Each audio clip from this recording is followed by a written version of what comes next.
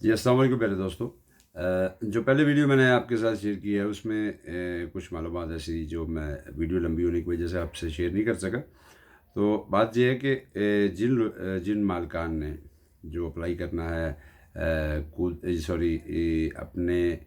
Golf کے لیے یا بدانتے کے لیے، تو ان کا جو 20,000 یورو کا جو کود ہے وہ اگر ان کے پاس نہیں تو وہ تو انٹیگریٹ اس کو کیا جا سکتا ہے اپنا فیملی نیوکلیر میں کوئی بندہ ہے تو 27,000 تک وہ ہونا چاہیے۔ لیکن اس کا ایک اور آپشن بھی ہے، وہ یہ ہے کہ اس میں آپ اپنا فرسٹ بلڈ ریلیشن کے علاوہ آپ سیکنڈ جو ہے وہ بلڈ ریلیشن بھی اس کو بھی ایڈ کر سکتے ہیں، جیسا کہ جس میں آپ کے کزنس بھی آتے ہیں، آپ کے جو چچا ہیں وہ، اور اس کے علاوہ جو آپ کے بہنوئی ہیں وہ بھی اس میں شامل ہوتے ہیں۔ یعنی یہ جو اٹالین قانون کے مطابق پرنتیلا دی سیکونڈو گراڈو، یعنی سیکنڈ گریڈ کا جو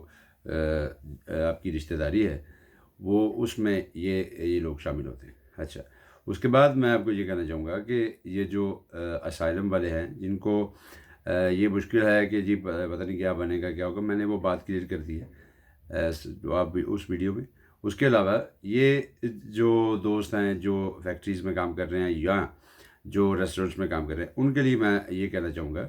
کہ برائے کرم آپ تھوڑا سا، اتنے سال آپ نے انتظار کیا ہے تو آپ تھوڑا سا انتظار اور کریں۔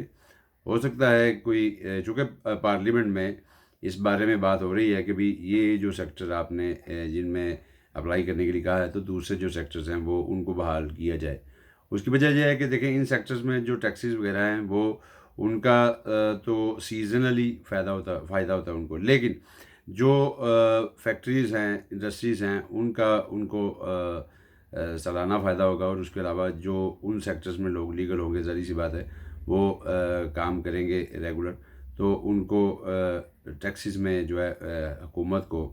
ہی فائدہ ہوگا۔ تو امید کرتا ہوں جو انفارمیشن آپ تک میں نے پہنچانی تھی وہ آپ تک پہنچ گئی۔ اگر کوئی مس ہو گئی ہو تو اس کے لیے میں معذرت چاہوں گا۔ اپنا خیال رکھیے گا۔ السلام علیکم، پاکستان زندہ باد۔